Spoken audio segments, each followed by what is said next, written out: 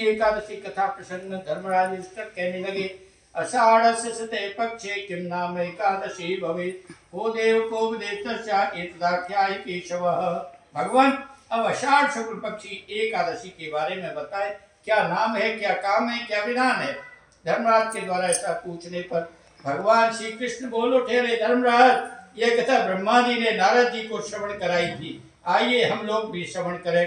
ब्रह्मा जी ने कहा, रे नारद, तुम भगवान के परम भक्त हो, मैं तुमसे आषाढ़ शुक्ल पक्ष की एकादशी की कथा कहता हूँ, जो संपूर्ण इच्छाओं को पूर्ण करने वाली है।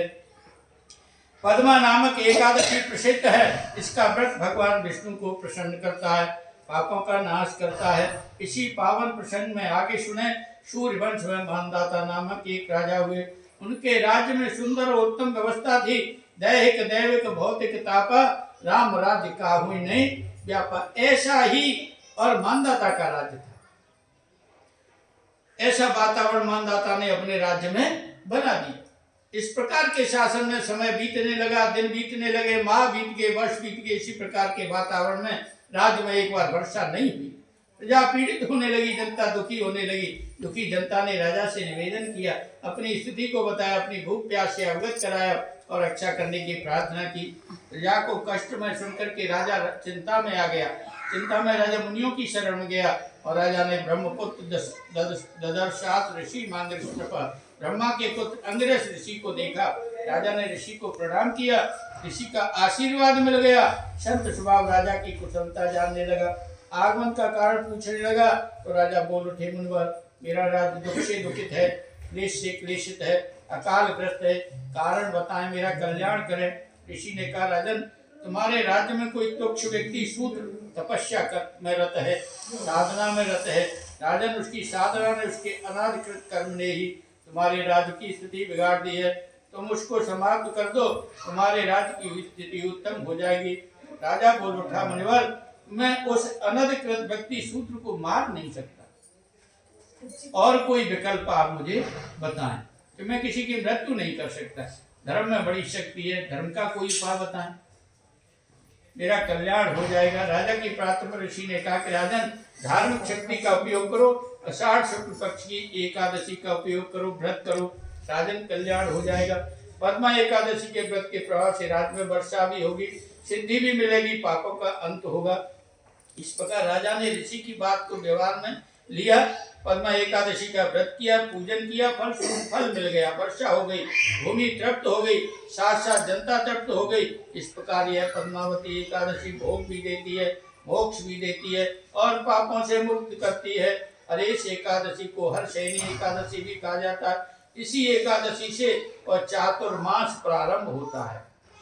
कथम कृष्णं प्रकर्तव्यं श्री विष्णु शयनव्रतम तद्ब्रूहि कृपया देव चातुर्मास व्रतानि च। भगवान, चातुर्मास व्रत क्या है, इसका स्वरूप क्या है, इसमें क्या होता है। धर्मराज के ऐसा पूछने पर भगवान श्री कृष्ण बोल उठे, सुनो पाठ, अरे युधिष्ठिर सुनो। आषाढ़ शुक्ल पक्ष में कर्क राशि का सूर्य होने पर संसार के स्वामी को यानी मधुसूदन भगवान को शयन कराओ और तुला राशि के सूर्यादयन पर भगवान को जगाओ, पूजन करो, चातुर्मास के नियमों का पालन करो। अरे वर्षा के 4 माह चातुर्मास के हैं। कार्तिक शुक्ल पक्ष में द्वादशी के दिन व्रत का समापन करें तो संपूर्ण फल मिलता है। पद्मा एकादशी को तुलसी का पौधा गमले में लगाने से महान पुण्य मिलेगा, अतः आप लोग अवश्य लगाएं। तुलसी की पवन से यमदूत भाग जाते हैं। इस प्रकार पद्मा एकादशी का व्रत अवश्य करो तो जीवन धन्य हो जाएगा। बोलो नारायण भगवान की जय। हर्षैनी एकादशी माता की जय। श्रावण कृष्ण पक्ष की कामिका एकादशी। अब आप लोग कामिका एकादशी की कथा श्रवण करें, जो श्रावण कृष्ण पक्ष में आती है। इसी प्रसंग में धर्मराज युधिष्ठिर कहने लगे कि भगवान, श्रावण कृष्ण पक्ष की एकादशी के बारे में बताइए। श्रावणे कृष्ण पक्षे तो किम नाम एकादशी भवेत् एतत् कथय गोविंद वासुदेव नमोस्तुते। भगवान, इसका नाम क्या है, विधान क्या है, मैं आपको प्रणाम करता हूँ। धर्मराज के निवेदन पर भगवान बोल उठे, अरे धर्मराज, इस व्रत के बारे में नारद जी ने ब्रह्मा जी से पूछा था। ब्रह्मा जी ने ये प्रसंग नारद जी को सुनाया था। अरे नारद, संसार के हित के लिए, मंगल के लिए तुमको सब बताता हूँ। अरे श्रावण कृष्ण पक्ष में काम का नामक एकादशी होती है। श्रावण मात्र से वाजपेयी यज्ञ का फल मिल जाता है। इस एकादशी के तो श्रवण मात्र से ही बहुत फल मिलता है। काम का एकादशी को शंख चक्रधारी श्रीमन नारायण भगवान की पूजा करो, अपार फल मिलता है। इसकी समानता गंगा नहीं कर सकती, काशी नहीं कर सकती, पुष्कर प्रयाग भी नहीं कर सकते। केदारे च गुरुक्षेत्रे राहुग्रस्ते दिवाकरे न तत्फलमाप्नोति यत्फलं कृष्णं पूजनम्। सूर्य ग्रहण के समय केदारनाथ कुरुक्षेत्र तीर्थ भी पीछे रह जाते हैं। पापी पुरुष काम का एकादशी का व्रत करे, पाप से मुक्त हो जाएगा। जो पुरुष तुलसी पत्र से हरि को पूजता है वह उसी प्रकार पाप में लिप्त नहीं होता जिस प्रकार कमल के पत्ते पर पानी नहीं लगता। अतः तुलसी पत्र से भगवान की पूजा करो। भगवान तुलसी पत्र चढ़ाने से अधिक प्रसन्न होते हैं, हीरा पन्ना मोती चढ़ाने से नहीं होते। तुलसी मंजरी की पूजा से जीवन भर के पाप समाप्त हो जाते हैं, जीवन जीवित हो जाता है, पवित्र हो जाता है। एकादशी के दिन तुलसी का दर्शन पापों को समाप्त करता है।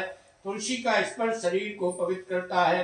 प्रणाम करने से रोग दूर होते हैं, जल चढ़ाने से यमराज दूर होते हैं, तुलसी वृक्ष लगाने से भगवान की समीपता मिलती है, भगवान के चरणों पर तुलसी चढ़ाने से मुक्ति मिलती है। ऐसी तुलसी को बार बार प्रणाम करो। एकादशी को रात दिन अखंड दीपक जलाओ, असंख्य पुण्यों की प्राप्ति होगी और सूर्य लोक मिलेगा। इस प्रकार जो पुरुष भक्ति से इसके महात्म को सुनता है संपूर्ण पापों से मुक्त होता है तथा विष्णु लोक को जाता है। बोलो श्रीमन नारायण भगवान की जय। एकादशी माता की जय। श्रावण शुक्ल पक्ष की पुत्रदा एकादशी। अब आप लोग पुत्रदा एकादशी की कथा श्रवण करें। पहले की जय। हाँ, एडवांस कीजिए। पुत्रदा एकादशी की कथा श्रवण करें जो श्रावण शुक्ल पक्ष में आती है। इसी प्रसंग में धर्मराज युधिष्ठिर कहने लगे, श्रावणस्य शते पक्षे किं नामाकादशी भवेत् ततेऽस्य प्रसादेन ममाग्रे मधुसूदनः। भगवान, श्रावण शुक्ल पक्ष की एकादशी का नाम क्या है, काम क्या है, विधान क्या है? ऐसा पूछने पर श्री कृष्ण बोल उठे, अरे धर्मराज, यह एकादशी पाप समाप्त करने वाली है, वाजपेयी यज्ञ का फल देने वाली है। इसका नाम पुत्रदा एकादशी है। ये एकादशी यथा नाम तथा गुण वाली है। आइए इसकी महिमा को जान लें। भगवान श्री कृष्ण के मुखारबिंद से इसकी कथा श्रवण करें।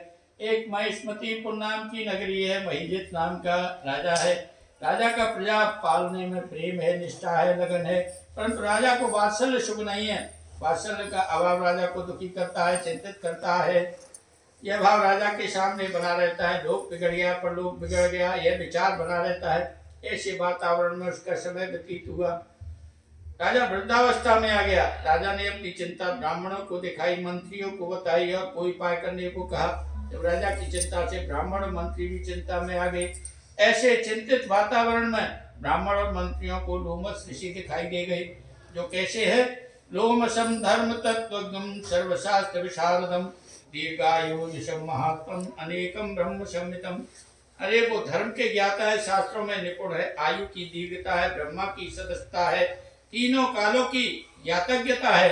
ऐसे ऋषि को प्रणाम किया, वंदन किया, अभिनंदन किया। मंत्री और प्रजाजन के वंदन ने लोमस ऋषि को भावित कर दिया और वाणी मुख से मुखरित हो गई। ऋषि बोल उठे, पूछ बैठे, अरे भावजनों, आप अपना परिचय बताओ, अपने आने का लक्ष्य बताओ, कारण बताओ। ऐसा पूछने पर प्रजाजन बोल उठे, भगवान, हमारा महिजित नामक राजा संतानहीन है। राजा दुख से दुखित है। राजा को दुख से मुक्त करें, राजा के जीवन को जीवित करें, जीवन को प्रकाशित करें।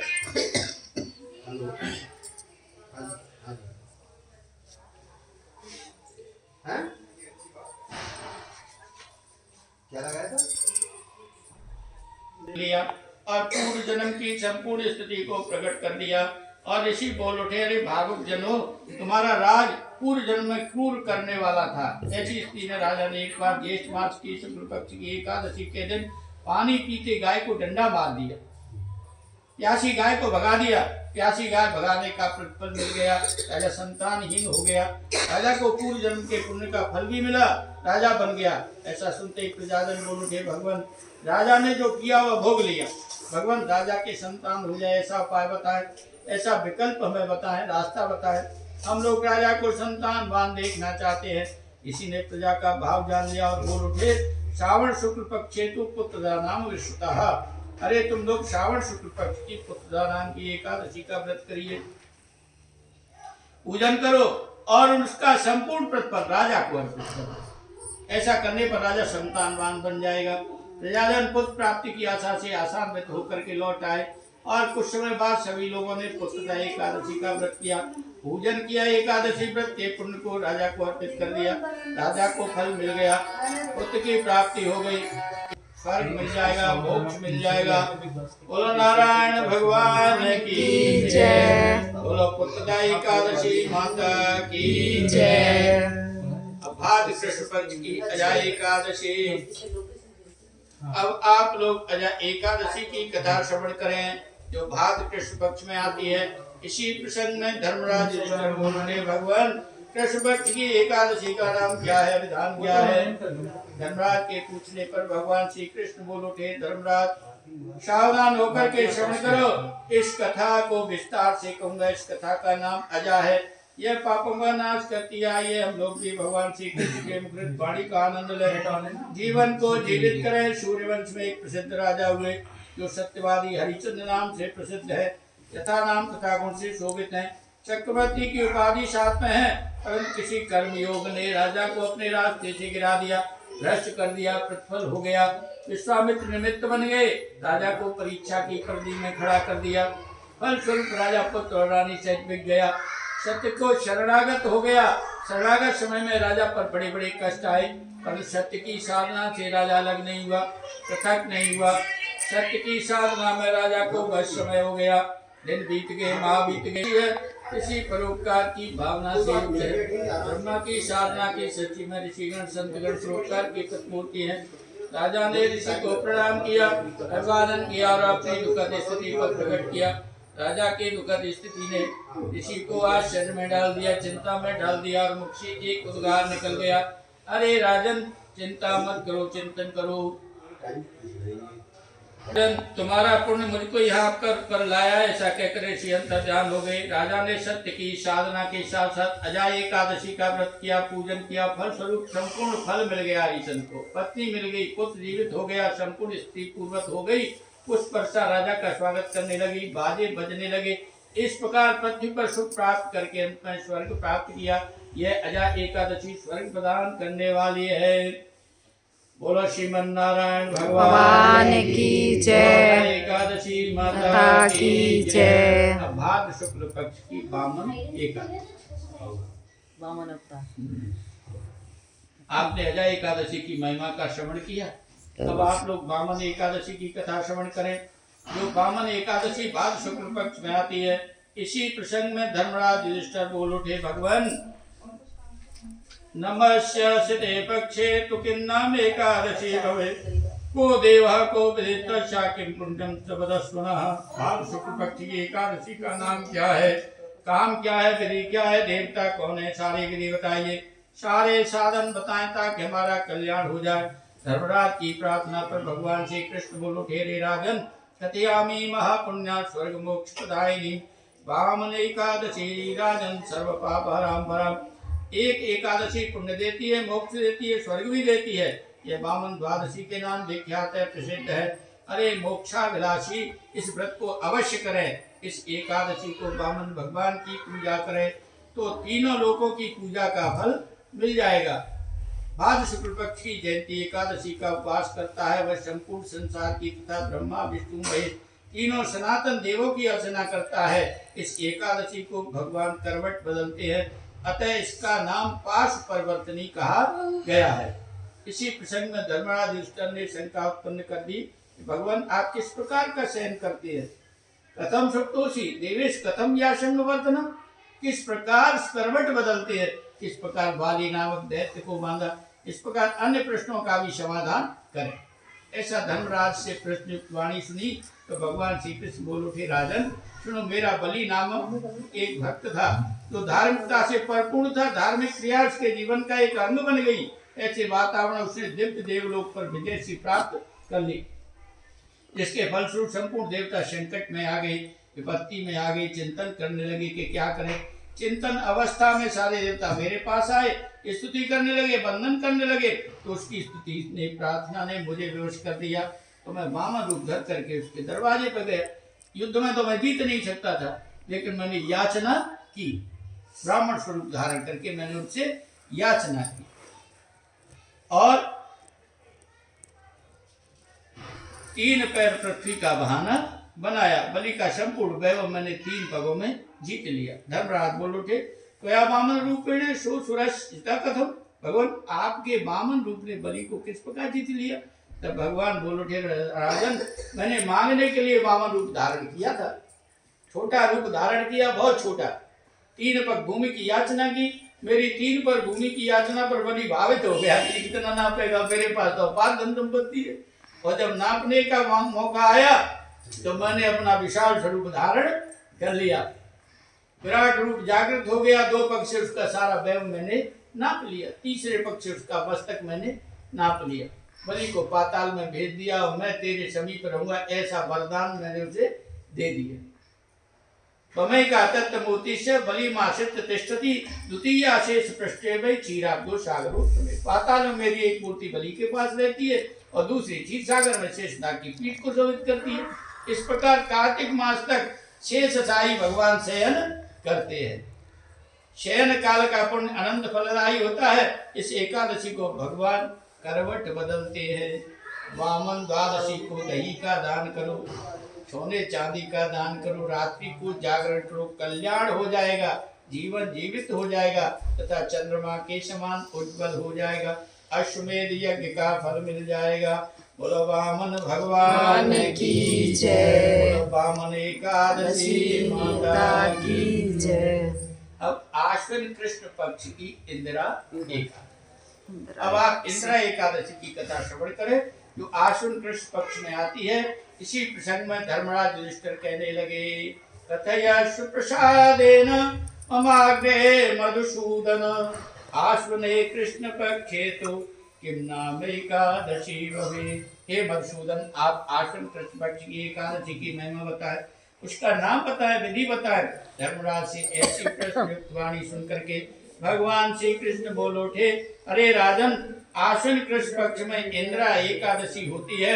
यह एकादशी पापों का नाश करती है, नरकगामी पितरों को गति प्रदान करती है। इसके श्रवण मात्र से वाजपेयी यज्ञ का फल मिलता है। आइए इसकी महिमा का श्रवण करें और व्यवहार में लाएं। सर्वप्रथम सतयुग का समय था। महिष्मती नगरी में इंद्रसेन नाम का एक राजा था। प्रजापालन में धार्मिकता का भाव है, जिससे वह राजा सभी प्रकार से संपन्न है। ऐसी संपन्नता में राजा का समय बीतने लगा। दिन बीत गए, महीने बीत गए, वर्ष बीत गए। ऐसे वातावरण राजा की सभा में एक दिन श्रीमन नारायण कहते नारद जी आ गए। राजा ने प्रणाम किया, पूजित पार्थ नाम शास्त्रे सन्निवेशित, अर्घ आदि विधि से पूजा करके आसन पर बैठाया। तो नारद जी ने राजा से कुशलता पूछी। कुशलम तो राजेंद्र, अरे राजन तुम कुशल हो? धर्मवती वर्तते तेरे, अरे बुद्धि धर्म में है ना?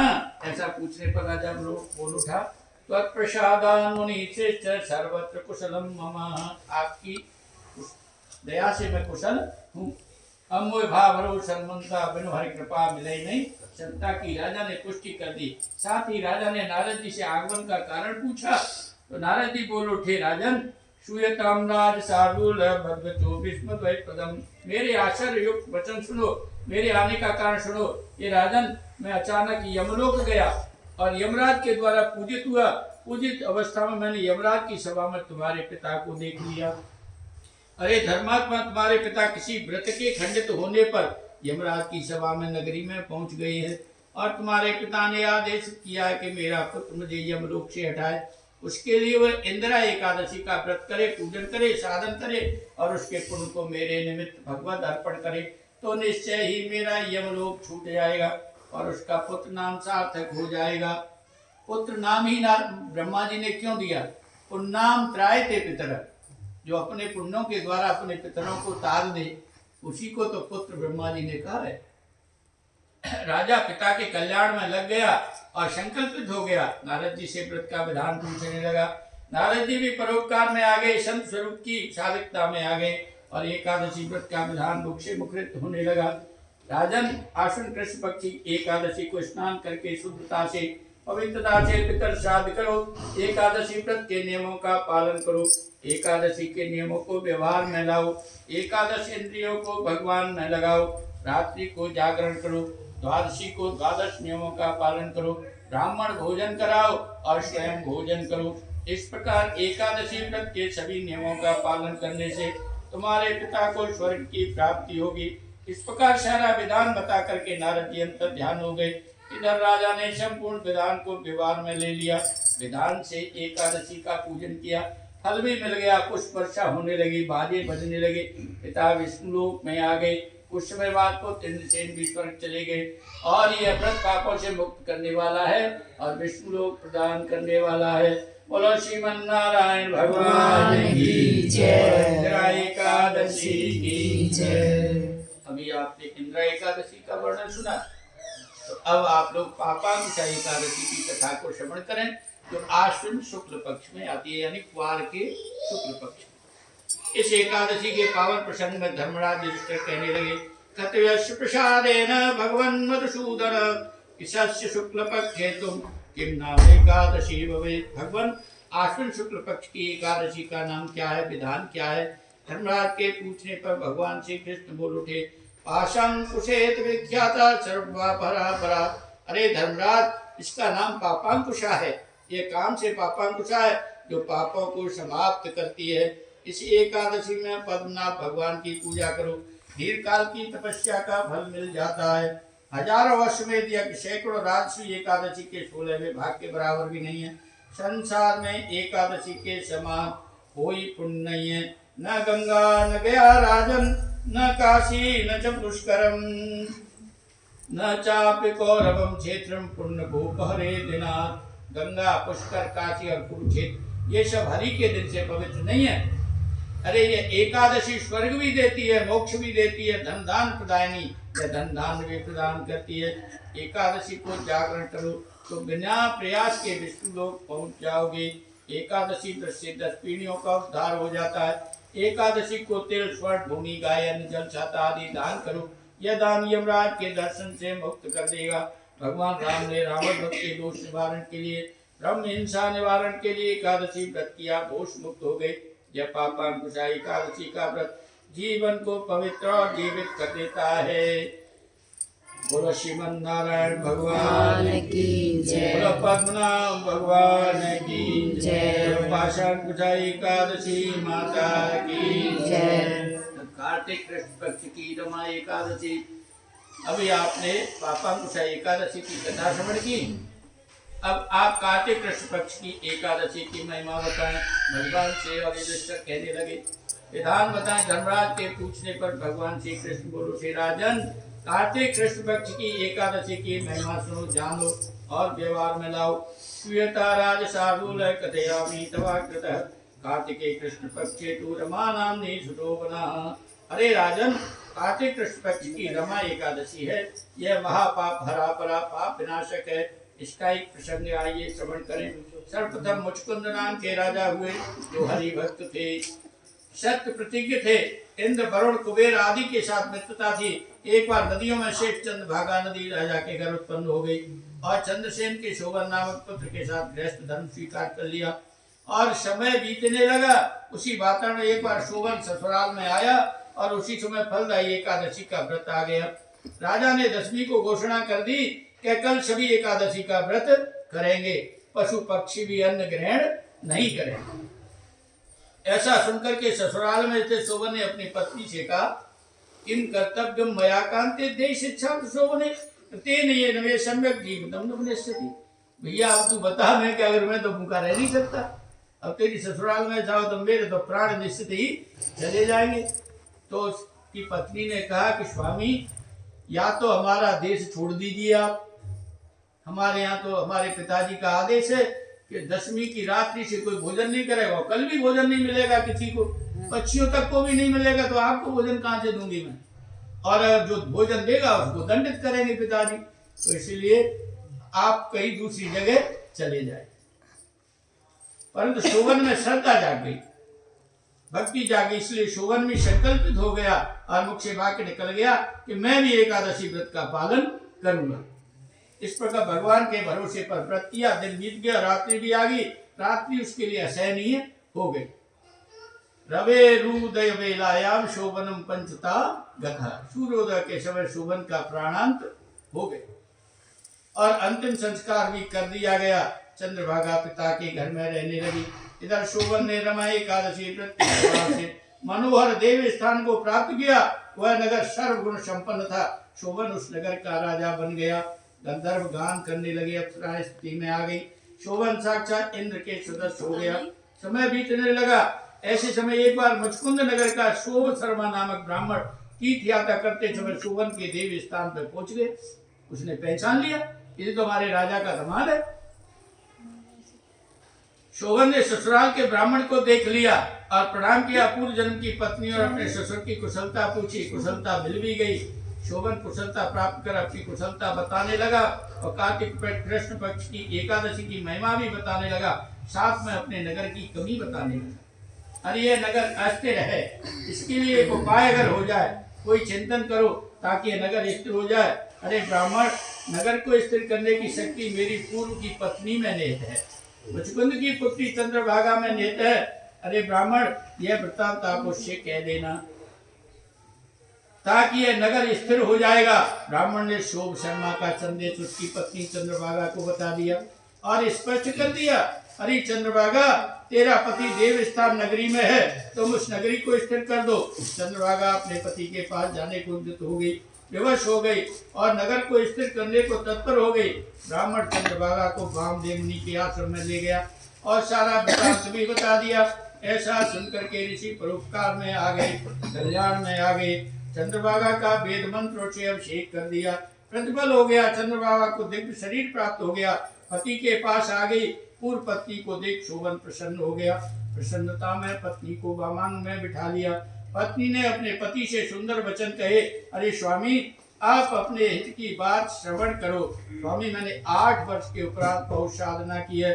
जो मुझ में शक्ति रूप में विद्यमान है, उस शक्ति के प्रभाव से यह नगरी अचल हो जाएगी। यह एकादशी चिंतामणि के समान है, कामधेनु के समान है। ब्रह्म हत्या दूर हो जाती है। जो एकादशी व्रता नाम च महात्म शृणुयानरः, मनुष्य एकादशी के व्रतों का महात्म श्रवण करता है। सर्व पाप विनिर्मुक्तो सर्वभोग समन्वितः यलोके सुखम भुक्ता विष्णुलोके महीयते। वह सब पापों से मुक्त होकर के सुख भोग करके हरि धाम में निवास करता है। बोलो श्रीमन नारायण भगवान की जय। रमा एकादशी माता की जय। अब कार्तिक शुक्ल पक्ष की प्रबोधिनी एकादशी, जैसे भगवान को हम जगाते हैं, एकादशी। अब आप कार्तिक शुक्ल पक्ष की प्रबोधिनी एकादशी की कथा श्रवण करें।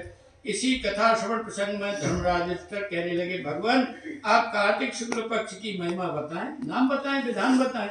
यह प्रसंग ब्रह्मा जी ने नारद जी को बताया था। उन्होंने कहा, रे नारद, प्रबोधिनी एकादशी की महिमा सुनो, जो पाप नाशक, पुण्य वर्धक और मुक्ति प्रदायक है। अरे विप्रेंद्र, भागीरथी गंगा की गर्जना प्रबोधिनी एकादशी के आने पर बंद हो जाती है। तावत गर्जत विप्रेंद्र गंगा भागीरथी चितौ यावन्नायत पापाग्नि कार्तिके हरिबोधिनी। अरे पुण्य क्षेत्र, सरोवर, समुद्र आदि तीर्थ प्रबोधिनी एकादशी के समक्ष अपनी गर्जना बंद कर देते हैं। इसी कथा क्रम में नारद जी ने पूछ लिया, एक भुक्तेन किम पुण्यम रक्त भोजने उपवासेन किम पुण्यम तन्मे ब्रूहि पितामह।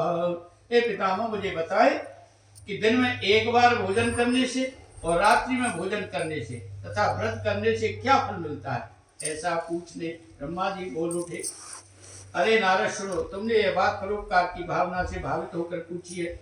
अरे नारद, एक बार का भोजन एक जन्म के पाप को नष्ट करता है और रात्रि का भोजन 2 जन्म के पाप समाप्त करता है तथा एकादशी का व्रत 7 जन्म भवम पापम उपवासेन नश्यति, 7 जन्मों के पापों का नाश करता है। और यह प्रबोधिनी एकादशी तो सुमेरु पर्वत बंदराचल पर्वत के समान महान पापों को समाप्त करती है और पुण्यों को उत्पन्न करती है। अतः प्रबोधिनी एकादशी का व्रत अवश्य करो, जागरण करो, पूजन करो। क्या फल मिलेगा? तीनों कालों के 10,000 कुल विष्णु धाम चले जाएंगे। प्रबोधिनी एकादशी का व्रत करो, समस्त तीर्थ घर में आ जाएंगे। श्रीमन नारायण भगवान की प्रसन्नता मिलेगी। अरे प्रबोधिनी एकादशी की कथा श्रवण करो, पूजन करो, योगी बन जाओगे, ज्ञानी बन जाओगे, जितेंद्रिय बन जाओगे, जिसके फलस्वरूप भोग भी मिलेगा और मोक्ष भी मिलेगा। जन्मना छूट जाएगा, मरना छूट जाएगा। अरे जिसने प्रबोधिनी एकादशी का व्रत नहीं किया उसका सारा पुण्य व्यर्थ है। इसलिए हे नारद, सब धर्मों को त्याग दो, सर्वधर्मान परित्यज्य तस्मात् कुर्वीत नारद, और एकादशी का व्रत अवश्य कर। गीत्वा च मम नामानि न तयेन मम सन्निधौ इदं ब्रवीमि सत्यम की तो हम तेन चार्जना। जो मेरे गीतों का गान करके नाचने लगता है उसने मुझे खरीद लिया है, यह मैं सत्य कहता हूँ। अतः संसार के सामने नहीं, भगवान के सामने नृत्य करो, गान करो, तुलसी से भगवान का पूजन करो। नवदा तुलसी भक्ति ये कुर्वन्त दिने दिने यो कोटि सहस्राणि ते वसंत हरिग्रहे। जो पुरुष तुलसी की नवदा भक्ति करते हैं वे हजारों और करोड़ों युग तक भगवान के धाम में निवास करते हैं। इस प्रकार रात्रि में भगवान केशव की पूजा करो, द्वादशी को प्रातः स्नान करो, केशव भगवान की पूजा करो, ब्राह्मणों को भोजन कराओ, मंगल हो जाएगा। इस प्रकार विधि से विधान से एकादशी का व्रत करे, अपार फल प्राप्ति होती है। बोलो श्रीमन नारायण भगवान की जय। प्रबोधिनी एकादशी माता की जय। ये 24 एकादशी आपकी पूर्ण अब रहेगी 2 लौंग के महीने, अधिक मास शुक्ल पक्ष की पद्मिनी एकादशी। अभी आपने प्रबोधिनी एकादशी की महिमा का वर्णन सुना। अब आप अधिक मास यानी मलमास के शुक्ल पक्ष की कथा श्रवण करें। भगवान हम मलमास यानी अधिक मास के शुक्ल पक्ष की कथा श्रवण कराएं। उसका नाम क्या है, उसका काम क्या है, उसकी महिमा और पूजन बताएं ताकि हमारा कल्याण हो जाए। धर्मराज युधिष्ठिर की प्रार्थना पर भगवान विवश हो गए और बोल उठे। भगवान कहने लगे, धर्मराज यह पद्मिनी एकादशी है। पद्मिनी एकादशी मनुष्य को विष्णु लोक पहुंचाती है। इसकी महिमा को ब्रह्मा जी भी नहीं कह सकते। सर्वप्रथम ब्रह्मा जी ने इस पद्मिनी एकादशी की महिमा नारद जी को बताई। इसी प्रसंग को भगवान श्री कृष्ण युधिष्ठिर को बता रहे हैं। अरे धर्मराज, इस एकादशी के व्रत को 10वीं तिथि से प्रारंभ करो और 8 वस्तुओं का त्याग करो।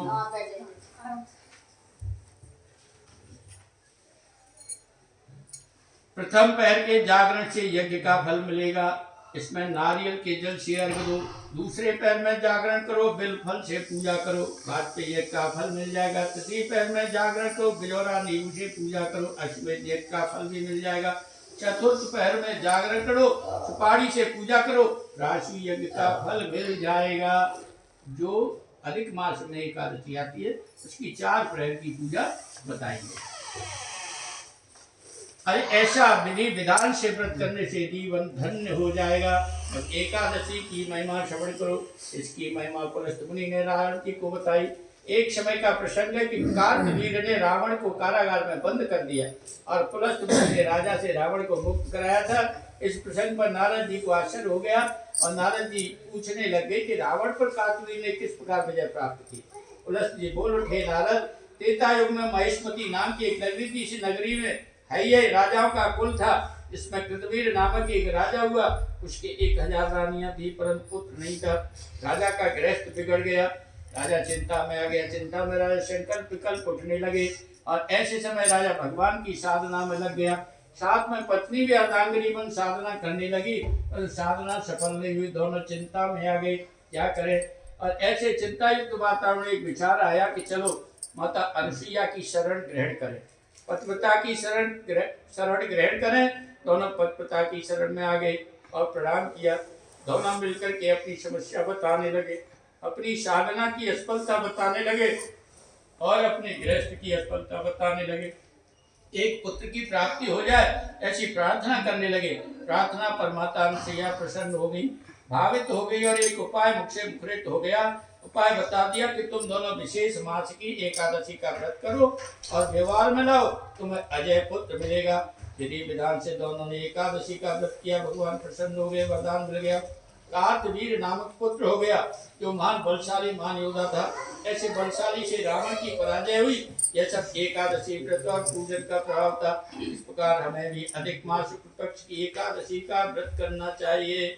बोलिए गोविंद भगवान की जय। एकादशी माता की जय। अब अधिक मास की कृष्ण पक्ष की परमा एकादशी। अभी आपने अधिक मास के शुक्ल पक्ष की पद्मिनी एकादशी की कथा श्रवण की। अब आप परमा एकादशी की कथा श्रवण करें। इसी कथा श्रवण प्रसंग में धर्मराज इससे बोल उठे, मलिम्लोच्चस्य मासस्य कृष्णाका कथ्यते विभो किम नाम कोपदेशस्य कथयस्व विभत्पते। भगवान इसका नाम क्या है, काम क्या है, पूजन क्या है। धर्मराज के प्रश्न के उत्तर में और भगवान की वाणी मुखरित होने लगी। भगवान ने कहा, धर्मराज, ये एकादशी परमोति समाख्याता पवित्र पाप हारिका भक्ति मुक्ति प्रदान नाम भोगदाच युधिष्ठिर। यह परमा नाम से जानी जाती है। यह भक्ति और मुक्ति प्रदायक है, पापों का हरण करती है। इस एकादशी की महिमा जान लो, व्यवहार में ले आओ। कामपिल्ल नाम का एक नगर है, सुमेधा नामक एक ब्राह्मण नगर में रहता है। उसकी पत्नी का नाम पवित्रा है, जो यथाराम तथा गुण है, पतिव्रता भी है। एक बार ब्राह्मण के जीवन में कोई दुष्कर्म आ गया और ब्राह्मण उस दुष्कर्म से प्रभावित हो गया, धन धान्य से विहीन हो गया, गृहस्थ की व्यवस्था बिगड़ने लगी। ब्राह्मण चिंता में आ गया, पत्नी के समक्ष बैठ कर के विचार करने लगा। संकल्प विकल्प उठने लगे, क्या करूं क्या नहीं करूं। घर से बाहर जाने का विचार बन गया। पतिव्रता पति को छोड़ने को तैयार नहीं हुई। पतिव्रता कहने लगी, भाग्य में जो लिखा वह यहीं पर मिल जाएगा। ऐसा चिंतन पति और पत्नी का चलने लगा। समय भी बीतने लगा। ऐसे चिंतन के वातावरण में एक दिन कौंडिन्य मुनि आ गए। पति पत्नी ने मिलकर के प्रणाम किया, वंदन किया, पूजन किया। पूजनोपरांत पति पत्नी अपनी स्थिति बताने लगे, प्रार्थना करने लगे, भगवान हमारे घर में निर्धनता आ गई है। निर्धनता के प्रभाव ने हमको प्रभावित कर रखा है। भगवान हमारा मंगल करें, कल्याण करें। मुनि उनकी स्थिति से प्रभावित हो गए और संत स्वरूप को व्यवहार में ले आए। स्वरूप को साकार करने लगे और बोल उठे, तुम लोग विशेष मास की परमा एकादशी का व्रत करो, तुम्हारा कल्याण होगा। यह व्रत सर्वप्रथम कुबेर ने किया और फल भी प्राप्त किया। भगवान शंकर ने कुबेर को धन का स्वामी बना दिया। राजा हरिचंद्र ने निष्कंटक राज्य की प्राप्ति की। आप लोग भी इस दिव्य व्रत को करें, नियमों का पालन करें, विधि को व्यवहार में लाओ, साथ में पंचरात्रि व्रत करो, सब कुछ मिल जाएगा। इस प्रकार मुनि ने कल्याण का मार्ग बता दिया। इसके उपरांत सुमेधा नामक ब्राह्मण ने पत्नी से परमा एकादशी तथा 5 रात्रि का व्रत किया। फल भी मिल गया। राजभवन से राजकुमार आया और रहने को सुंदर भवन आदि सुविधाएं प्रदान की और नगर भी प्रदान किया। इस प्रकार परमा एकादशी ने ब्राह्मण के जीवन को जीवित कर दिया। अंत में भगवान के धाम को चला गया। इस प्रकार यह एकादशी अनंत पुण्यदायक और पाप नाशक है। बोलो श्रीमन्नारायण भगवान की जय। बोलो परमा एकादशी माता की जय।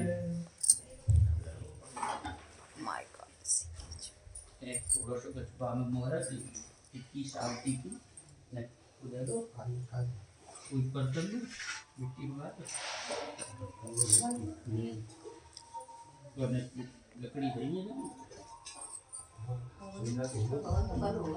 कल हुआ थोड़ा सा एक आज केवल हाँ छोटा वाला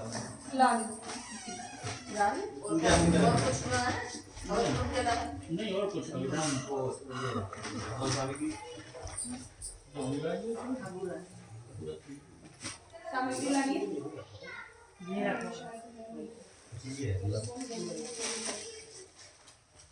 ये कपूर है, सामग्री है ना।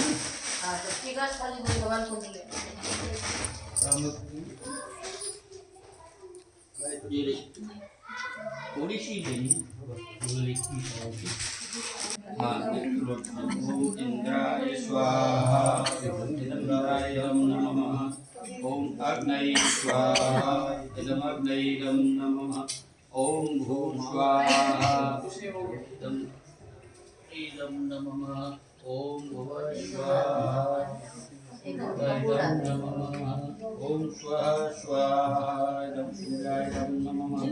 ओम सोमाय स्वाहा इदं सोमाय नमः। ओम नमो भगवते वासुदेवाय स्वाहा। ओम नमो भगवते वासुदेवाय स्वाहा। ओम नमो भगवते वासुदेवाय स्वाहा। ओम नमो भगवते वासुदेवाय स्वाहा। ओम नमो भगवते वासुदेवाय स्वाहा। ओम नमो भगवते वासुदेवाय स्वाहा।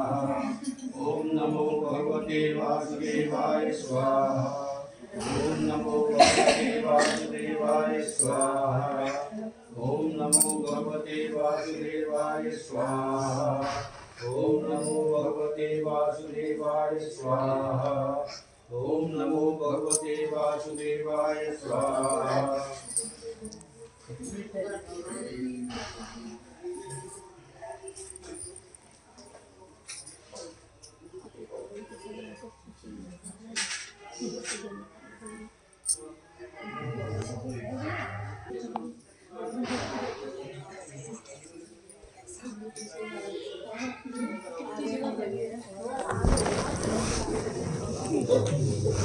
आगे आगे डर लग रहा है ना, आगे बहुत सारा आगे ओम नमो नारायणाय।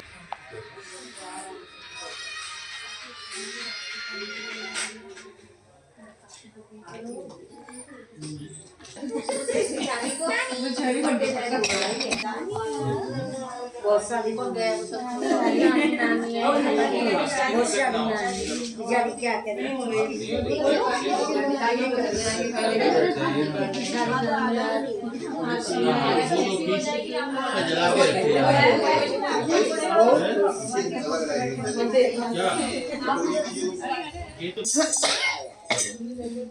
ओम चंद्रमा मनसो जात चक्षो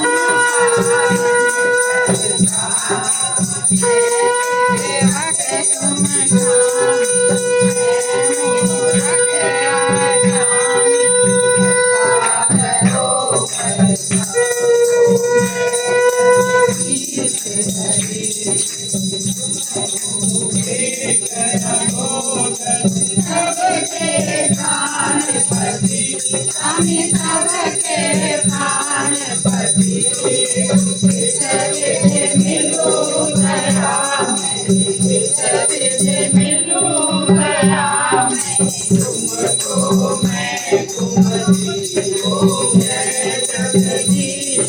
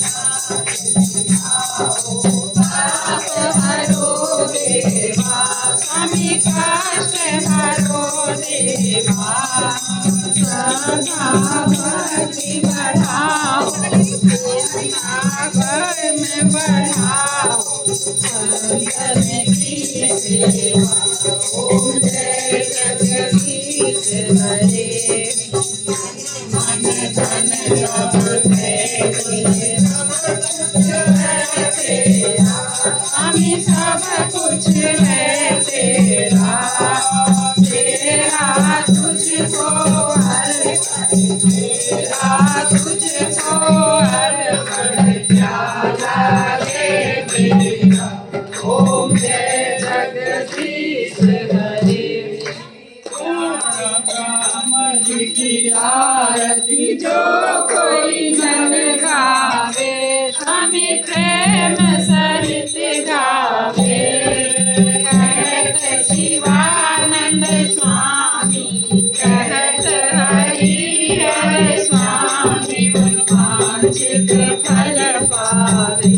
ओम जय जगदीश हरे, जय जगदीश हरे। स्वामी जय जगदीश हरे।